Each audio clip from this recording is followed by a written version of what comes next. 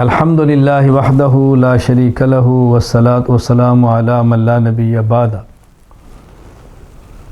9 ذی الحج کی فجر کی نماز سے لے کر عید کے چوتھے دن 9 ذی الحج، 10 ذی الحج، 11 ذی الحج، 12 ذی الحج اور 13 ذی الحج، یہ 5 دن بنتے ہیں۔ تو 9 ذی الحج کی فجر کے بعد شروع کریں اور 13 ذی الحج کی عصر تک چلیں۔ ایک مرتبہ بلند آواز سے تکبیرات تشریق کہنا واجب ہے مردوں کے لیے، خواتین کے لیے کہنا واجب ہے لیکن آہستہ۔ یہ کل 23 نمازیں بنتی ہیں۔ تکبیرات تشریق کیا ہیں؟ اللہ اکبر، اللہ اکبر، لا الہ الا اللہ، اللہ اکبر، اللہ اکبر وللہ الحمد، ایک بار کہنا واجب ہے۔ مرد اونچی آواز سے کہیں، خواتین آہستہ کہیں۔ اس حوالے سے 2-3 ذرا مسئلے سن لیں۔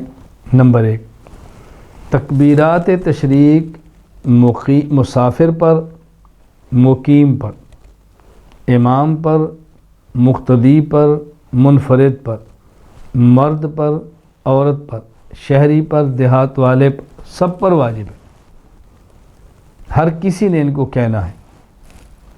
نمبر 2، تکبیرات تشریق 9 ذی الحج کی فجر سے لے کر 13 ذی الحج کی عصر تک ہے۔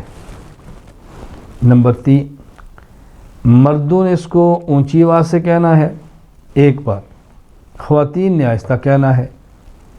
نمبر 4، فرض نماز کا سلام پھیرنے کے فوراً بعد کہنا ہے۔ اگر کسی شخص نے سلام پھیرنے کے بعد ایسا کام کر لیا جو نماز کے خلاف ہے، ہنس پڑا، کوئی بات کر دی، اپنی جگہ سے اٹھ کے چلا گیا، قبلہ رخ بدل گیا، اب تکبیرات اس سے فوت ہو گئیں، اب صرف اور صرف استغفار کرنا ہے، اب تکبیرات تشریق نہیں ہے۔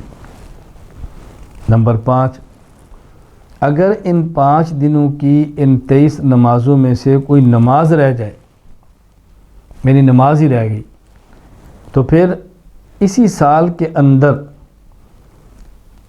ان 5 دنوں میں اس کی قضا کرتے وقت بھی تکبیرات کہیں۔ مثلا 9 ذی الحج اللہ نہ کرے فجر کی نماز رہ گئی، اب یہ 10، 11، 12، 13 تک ان دنوں کے اندر اگر یہ فجر کی نماز قضا کرے تو تکبیرات تشریق بھی پڑھ لے۔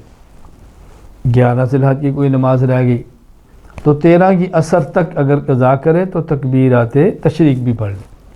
تو یہ 5 مسائل میں تکبیرات تشریق کے حوالے سے عرض کیے ہیں، اس کو اچھی طرح ذہن نشین فرما لیں، تکبیرات تشریق یاد بھی کر لیں، رغبت کے ساتھ پڑھیں، محبت کے ساتھ پڑھیں۔ اللہ کے نام کا تو مزہ ہی الگ ہے، لذت ہی الگ ہے۔ مسلمان تو بہانے تلاش کرتا ہے، کوئی وقت ہے کہ میں اللہ کا نام لوں۔